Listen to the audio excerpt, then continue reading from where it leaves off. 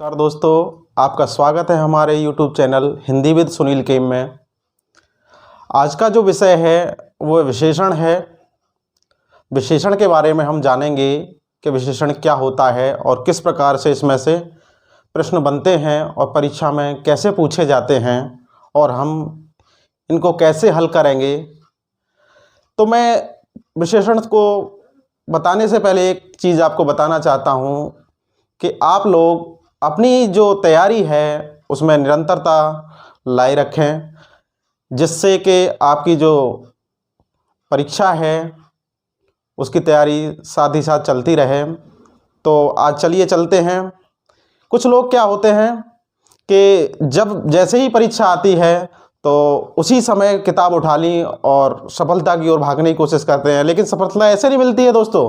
सफलता आपको निरंतरता लानी पड़ेगी, रोज़ाना अभ्यास करना पड़ेगा, आपको कठिन से कठिन मेहनत करनी पड़ेगी, तभी आपको किसी भी परीक्षा हो, किसी प्रकार की परीक्षा हो, आपको उसमें सफलता जब भी मिलेगी। चलिए जानते हैं कि विशेषण क्या होता है। संज्ञा अथवा सर्वनाम की विशेषता बतलाने वाले शब्दों को दोस्तों क्या कहा जाता है? विशेषण कहा जाता है। संज्ञा अथवा सर्वनाम की विशेषता बतलाने वाले शब्दों को विशेषण कहा जाता है। मैं संज्ञा और सर्वनाम के बारे में आपको पहले वीडियो में बता चुका हूँ। आपने वीडियो और मेरे देख लिए होंगे, अगर नहीं देखे तो आप मेरे यूट्यूब चैनल पर जाकर आप देख सकते हैं।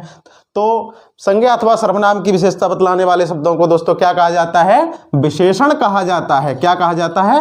विशेषण कहा जाता है। जैसे गाय काली है, गाय काली है, मैंने बताया है संज्ञा अथवा। तो गाय क्या है हमारी दोस्तों? संज्ञा है, संज्ञा है।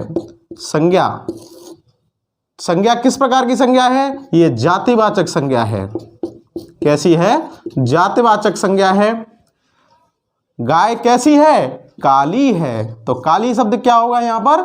विशेषण होगा। क्या होगा दोस्तों? विशेषण होगा। ऐसे ही है लड़का तेज कूदता है, लड़का तेज कूदता है। तो लड़का भी क्या है हमारी यहाँ? संज्ञा है। और तेज क्या होगा? उसकी विशेषता बतला रहे हैं। कैसा कूदता है? तेज कूदता है। तो तेज शब्द यहाँ पर क्या है? विशेषण है। क्या है दोस्तों? विशेषण है। और कूदना क्या है? एक क्रिया है। तो मैंने बताया है इसमें एक और चीज है, जिसकी विशेषता बतलाई जाती है उसको विशेष्य कहा जाता है दोस्तों। क्या कहा जाता है? विशेष्य कहा जाता है। तो किसकी विशेषता बतलाई जा रही है? यहाँ लड़का की बताई जा रही है। यहाँ किसकी बताई जा रही है? गाय। तो गाय भी यहाँ क्या होगी? हमारा विशेष्य शब्द होगा। क्या होगा दोस्तों? विशेष्य होगा। और लड़का भी क्या होगा? यहाँ विशेष्य होगा। और तेज क्या होगा? विशेषण होगा। तो जिसकी विशेषता बतलाई जाती है उसको विशेष्य कहा जाता है, और जिसके द्वारा बतलाई जाती है वो हमारा विशेषण होता है। ऐसे इसमें विशेषण क्या होगा?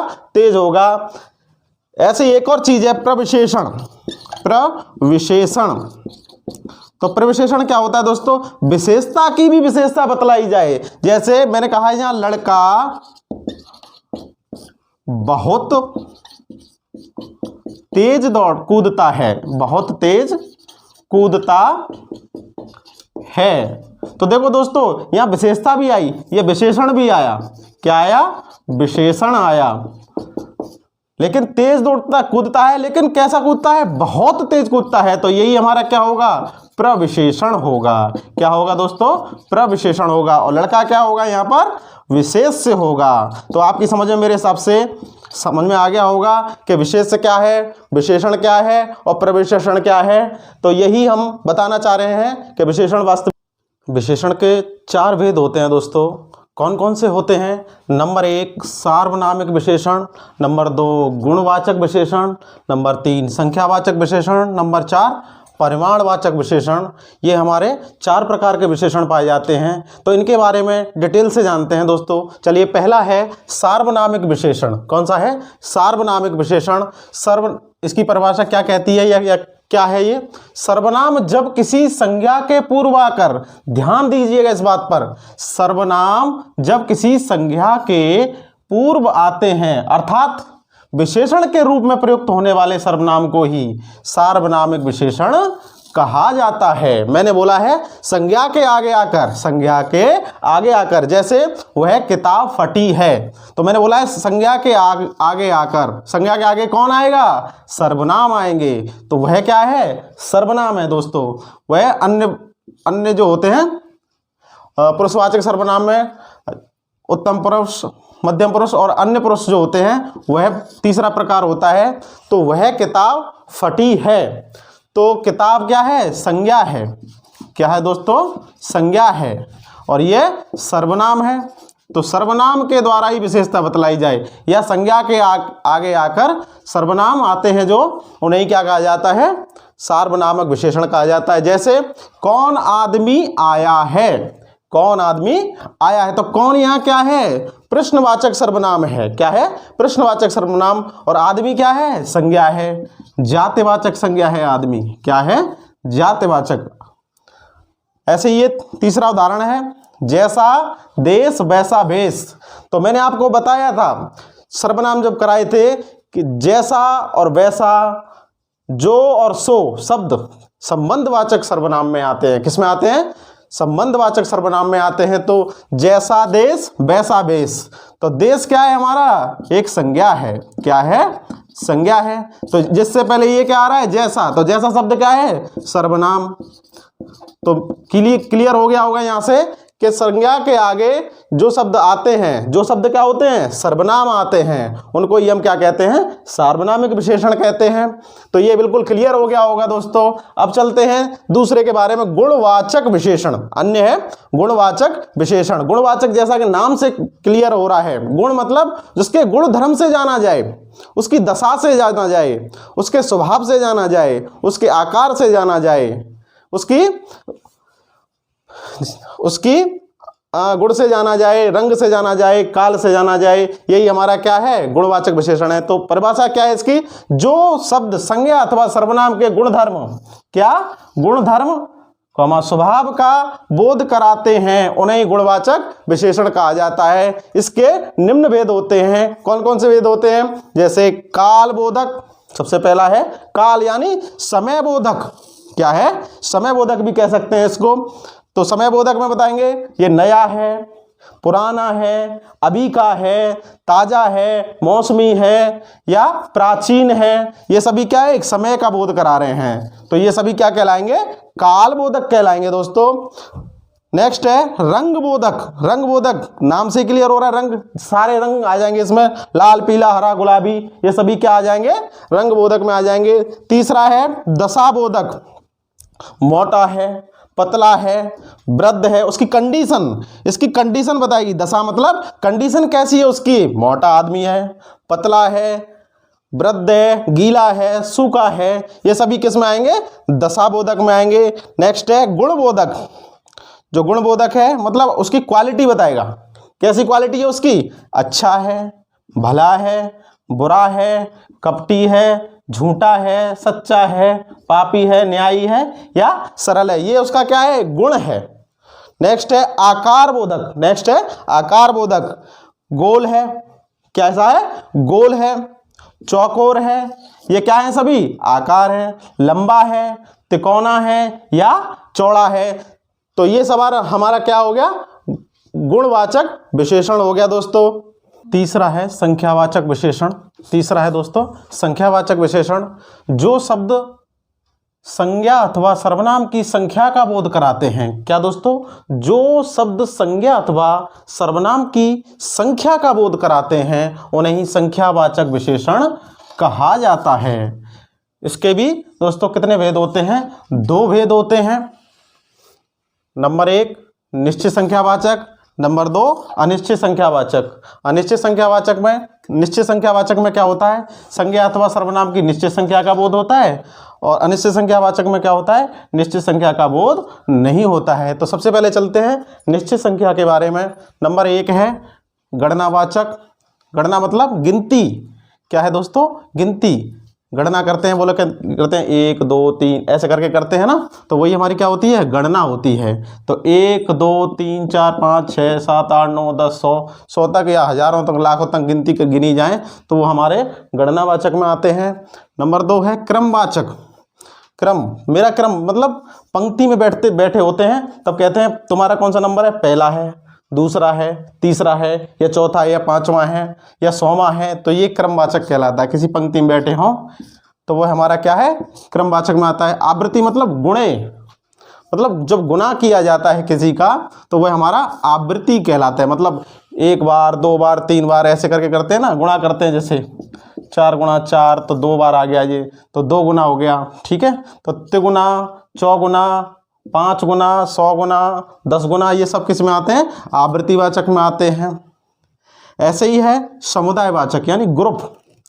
जब 4-6 लोग बैठे होते हैं, 10-20 लोग बैठे होते हैं तो बोलते हैं ये 4 लोग बैठे हुए हैं, 7 लोग बैठे हुए हैं, 10 लोग बैठे हुए हैं, या 3 लोग बैठे हुए हैं। तो 4, 5, 3 ये सभी किस में आते हैं, एक समुदायवाचक में आते हैं। तो इसमें इस प्रकार से क्वेश्चन बनेगा कि निम्न में से संख्यावाचक विशेषण में किस प्रकार से या किस प्रकार का विशेषण है, तो दे देगा पहला, तो पहले में दे देगा कि यह समुदायवाचक है, या आवृत्तिवाचक है, या क्रमवाचक है, या गणनावाचक है। तो आपको बताना होगा कि पहला किस में है, ये क्रमवाचक है।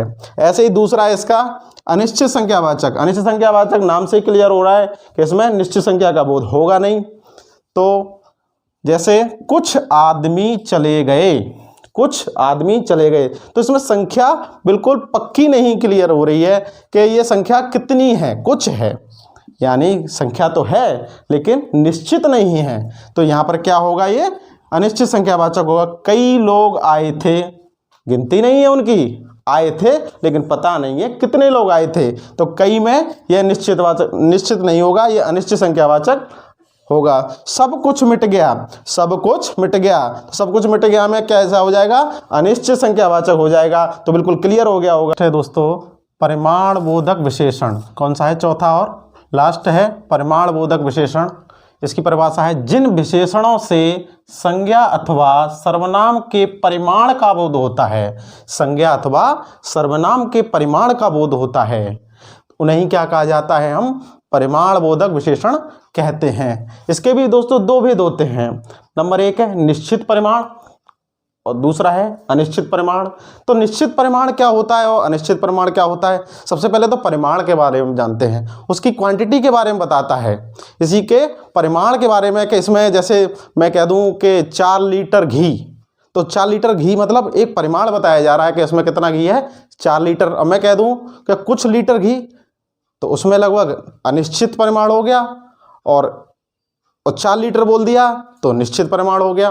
तो ऐसे ही इसके भी 2 भेद होते हैं, निश्चित परिमाण बोधक, जैसे 2 कुंटल चावल, 2 लीटर तेल, 10 किलो गेहूं, ये सभी क्या है, निश्चित परिमाण बोधक हैं।